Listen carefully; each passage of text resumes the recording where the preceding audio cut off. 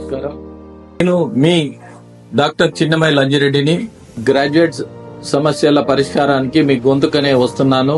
మీ మద్దతు నాకు అందించి నా అభ్యర్థిత్వాన్ని బలపరిచి మొదటి ప్రాధాన్యత ఓటు వేసి గెలిపించాలని ప్రార్థిస్తున్నాను. భారత్ మాతాకి జై. Hi, welcome to YoYo TV. మాజీ మంత్రి మల్లారెడ్డి రాజకీయాల్లో తనకంటూ ఒక మార్కును క్రియేట్ చేసుకున్నారు. బీఆర్ఎస్ హయాంలో మంచి ఫాలోయింగ్ కూడా సంపాదించుకున్నారు. కానీ ఇప్పుడు సీన్ రివర్స్ అయింది. కాంగ్రెస్ అధికారంలోకి వచ్చాక కనిపించడమే తగ్గించేశారు. ఎప్పుడో ఒకసారి అలా మెరుపు తీగలా వచ్చి వెళ్ళిపోతున్నారు అంతే తప్ప ఎక్కడ కనిపించడం లేదు. ఇందుకు కారణం ప్రభుత్వంపై ఉన్న భయమే అని తెలుస్తుంది. ఎందుకంటే భూ కబ్జాలపై పలువురు ఫిర్యాదులు చేస్తుండటంతో కేసులు నమోదవుతుండగా ప్రభుత్వ భూముల్లో కాలేజీలు నిర్మించారని, ప్రభుత్వం ఆ నిర్మాణాలను కూల్చివేతలు చేపట్టిందని, ఈ వివాదాలు కొనసాగుతుండగానే కాలేజీల్లోనూ విద్యార్థులు ఫీజులు నాణ్యత లేని భోజనం పెడుతున్నారని ఆరోపిస్తూ ఆందోళన చేస్తున్నారు. తాజాగా రెవెన్యూ అధికారులు మల్లారెడ్డికి మరోసారి షాక్ ఇచ్చారు.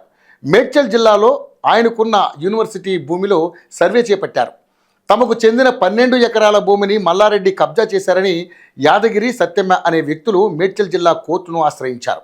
దీంతో వర్సిటీలో భూ సర్వే చేసి పూర్తి నివేదిక ఇవ్వాలని కోర్టు అధికారులను ఆదేశించింది.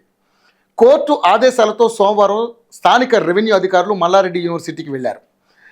వర్సిటీలో ఉన్న 12 ఎకరాల్లో సర్వే చేపట్టారు. మల్లారెడ్డికి వర్సిటీలో ఎంత భూమి ఉంది, ఎన్ని ఎకరాలు కబ్జా చేశారనే అంశాలపై అధికారులు సర్వే అనంతరం వెల్లడించే అవకాశం ఉంది. గతంలో మంత్రి మల్లారెడ్డి ఇళ్లు, కార్యాలయాలపై ఐటీ అధికారులు మెరుపుదాడులు నిర్వహించిన విషయం తెలిసిందే. మల్లారెడ్డి చెరువులు, కుంటలు, ప్రభుత్వ భూములను ఆక్రమించి కాలేజీలు, స్కూళ్లు నిర్మాణం చేశారని ఆయన మీద ఆరోపణలున్నాయి. గతంలో కాంగ్రెస్ నాయకులు హైడ్రా కమిషనర్ ఏవి రంగనాథ్ను కలిసి ఫిర్యాదు కూడా చేశారు.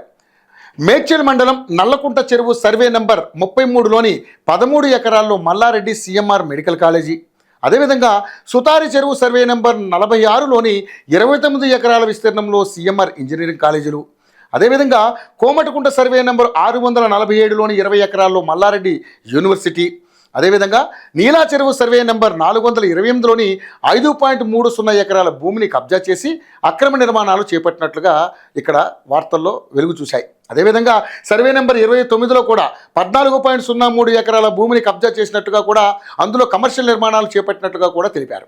అలాగే మల్కాజ్గిరి ఎమ్మెల్యే మల్లారెడ్డి అల్లుడు మర్రి రాజశేఖర్ రెడ్డి కూడా పలు చెరువులు, కుంటలు కబ్జా చేసి అనేక అక్రమాలకు పాల్పడ్డారని ఆరోపించారు.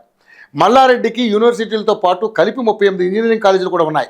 నారాయణ హృదయాలయ, మల్లారెడ్డి మెడికల్ కాలేజీల పేరుతో 2 మెడికల్ కాలేజీలు ఉన్నాయి.